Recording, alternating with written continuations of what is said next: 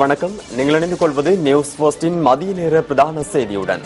விரிவான செய்திகளுக்கு செல்லும் முன்னர் முதலில் தலைப்புச் செய்திகள். பாகிஸ்தான் பிரதமருக்கும் இலங்கை ஜனாதிபதிக்கும் இடையில் இன்று சந்திப்பு.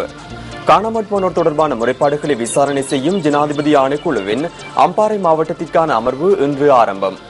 உள்நாட்டு விசாரணைக்கு எதிர்ப்பு தெரிவித்து சிலர் அமைதியான முறையில் ஆர்ப்பாட்டம். நாட்டின் சில பகுதிகளில் இடம்பெற்ற விபத்துகளில் 9 பேர் உயிரிழப்பு.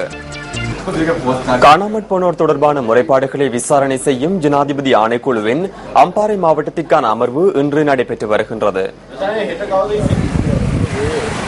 அம்பாறை மாவட்டத்திற்கான சாட்சி விசாரணை கல்முனை தமிழ் பிரிவு பிரதேச செயலகத்தில் இன்று காலை 9 மணிக்கு ஆரம்பமாகியது. 10 பிரதேச செயலக பிரிவுகளை உள்ளடக்கும் வகையில் 300 முறைப்பாட்டாளர்களுக்கு இம்முறை அழைப்பு விடுக்கப்பட்டுள்ளது. இன்றைய அமர்வுகளின் போது புதிய முறைப்பாடுகளை ஏற்றுக்கொள்வதற்கும் நடவடிக்கை எடுக்கப்பட்டுள்ளதாக ஆணைக்குழுவின் செயலாளர் HW குணதாச சுட்டிக்காட்டினார். இதற்கமைய அம்பாறையில் இன்று முதல் எதிர்வரும் 9ஆம் தேதி வரை சாட்சி விசாரணை நடைபெறவுள்ளதாக ஆணைக்குழுவின் செயலாளர் HW குணதாச தெரிவித்துள்ளார். நாளைய தினம் கல்முனை தமிழ் பிரிவு பிரதேச செயலகத்திலும் 8 மற்றும் 9ஆம் தேதிகளில் ஆலையடிவம்பு பிரதேச செயலகத்திலும் சாட்சி விசாரணைகள் இடம்பெறவுள்ளன. காணாமற் போனோர் தொடர்பில் ஆணைக்குழுவிற்கு இதுவரை 20,000க்கும் மேற்பட்ட முறைப்பாடுகள் கிடைத்துள்ளன.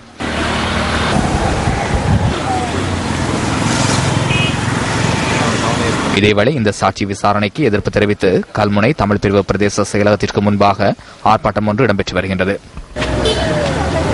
உள்நாட்டு விசாரணையில் நம்பிக்கை இல்லை எனவும் ஐநா விசாரணை நடத்துமாறு கோரியும் மக்கள் சிலர் ஆர்ப்பாட்டத்தில் ஈடுபட்டுள்ளதாக எமது செய்தியாளர் குறிப்பிட்டார். கவன ஈர்ப்பு போராட்டம் ஏன் செய்கிறோம் என்றால் 90ஆம் ஆண்டிலிருந்து பிடிபட்ட பிள்ளைகள் காணாமல் போனவர்கள் விசாரணை என்று இழுத்தளிக்கின்றார்கள். சரியான ஒரு தீர்வு வேணும்.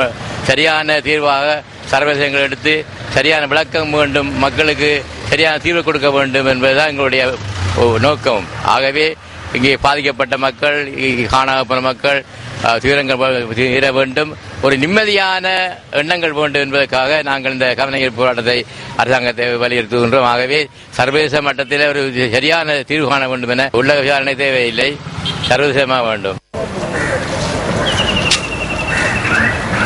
எங்களுடைய கவலைகளை எங்கள் மக்களை இழந்து நாங்கள் 25 வருட காலமாக தண்ணீரும் இல்லாம குடிக்க தண்ணீரும் இல்லாம கொழும்புக்கு மனித உரிமை குழுவிடம் 3 தடவை போய் தகவல்களை முறையிட்டிருக்கோம். எந்தவித முறைப்பாடும் எங்களுக்கு கிடைக்கவில்லை.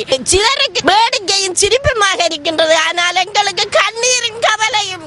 நாங்கள் 25 வருட காலமாக ஒரு முடிவும் இல்லாமல் ஏங்கி தவிக்கின்றோம். எங்களுக்கு ஐக்கிய நாடுகளில் இருந்து இந்த குழுவை வரவழைத்து எங்களுக்கு மிக விரைவில் ஒரு நல்ல முடிவை தர வேண்டும் என்றுதான் நாங்கள் இந்த ஆர்ப்பாட்டத்தில் வந்து ஈடுபட்டு இருக்கின்றோம். இதன்போது இங்கு மகஜர் ஒன்றும் கையளிக்கப்பட்டது.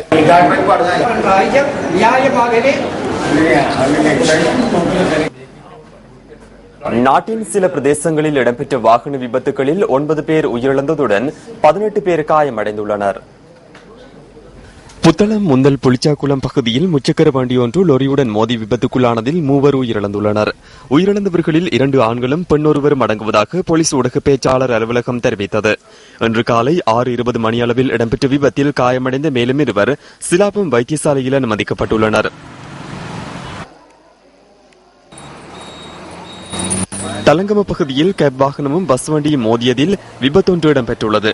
பாணந்துறையில் இருந்து கண்டி நோக்கி பாடசாலை மாணவர்களை ஏற்றி சென்ற பஸ் கடுவலையிலிருந்து பத்திரமுள்ள நோக்கி பயணித்த கேப் வாகனத்துடன் மோதி விபத்துக்குள்ளாகியுள்ளது.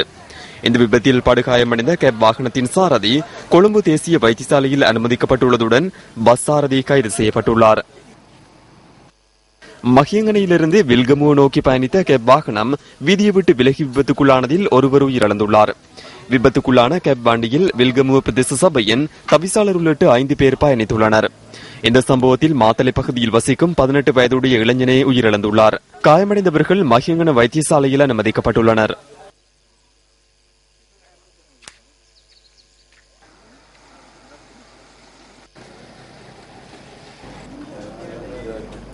பண்டாரகம போலீஸ் நிலையத்தில் கடமையாற்றிய உப போலீஸ் இன்ஸ்பெக்டர் ஒருவர் கொலை செய்யப்பட்டுள்ளார். பாணந்துறை பெத்தேகம பகுதியில் இன்று அதிகாலை உப போலீஸ் இன்ஸ்பெக்டர் கொலை செய்யப்பட்டுள்ளார். போலீஸ் இன்ஸ்பெக்டர் அவரது வீட்டில் இருந்தபோது கழுத்து வெட்டி கொலை செய்யப்பட்டுள்ளதாக போலீஸ் ஊடக பேச்சாளர் உதவி போலீஸ் அத்தியட்சகர் ருவன் குணசேகர தெரிவித்துள்ளார்.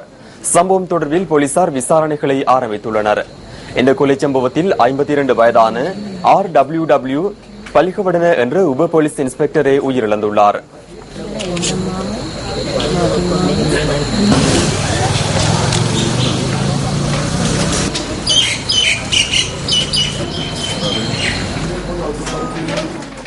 ஏமனில் இடம்பெறும் மோதல்களில் சிக்கிய இலங்கையர்கள் 5 இன்று நாடு திரும்பினர். இவர்கள் இன்று அதிகாலை ஓமானில் இருந்து நாட்டை வந்தடைந்ததாக எமது விமான நிலைய செய்தியாளர் தெரிவித்தார். ஏமனில் இருந்து நாடு திரும்பிய 5 ஓமானுக்கு சென்று அங்கிருந்து விமானத்தின் மூலமாக நாட்டை வந்தடைந்தனர். முல்லைத்தீவு வட்டாப்பளை கண்ணகி அம்மன் ஆலயத்தின் பங்குனி திங்கள் உற்சவம் வெகு விமர்சையாக நடைபெற்று வருகின்றது.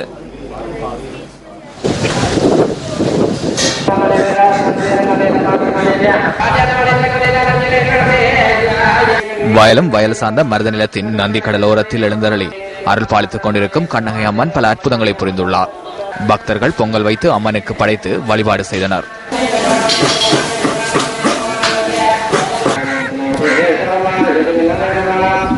அம்மனின் அருளை நாடி நாட்டின் பல பகுதிகளில் இருந்தும் பக்தர்கள் வருகை தந்தனர். இன்றைய தினம் பிற்பகல் கோவலன் கூத்து இடம்பெறவுள்ளது.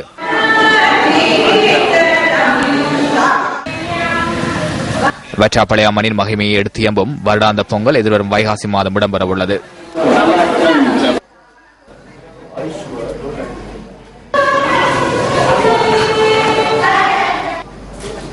மட்டக்களப்பு செங்கலடி பகுதியில் விவசாயிகள் இன்று ஆர்ப்பாட்டத்தில் ஈடுபட்டனர். பூமாச்சோலை, பழவெட்டுவான், மணல் காட்டுச்சேனை மற்றும் தங்குடாவளி விவசாயிகள் ஆர்ப்பாட்டத்தில் ஈடுபட்டனர்.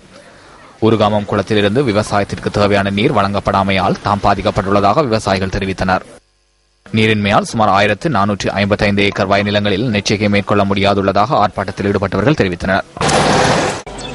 இத்துடன் நியூஸ் போஸ்டின் மதிய நேர பிரதான செய்தி நிறைவு பெறுகின்றது. நியூஸ் போஸ்டின் மணித்தியாளர் செய்தியை 2:25க்கு எதிர்பாருங்கள். வணக்கம்.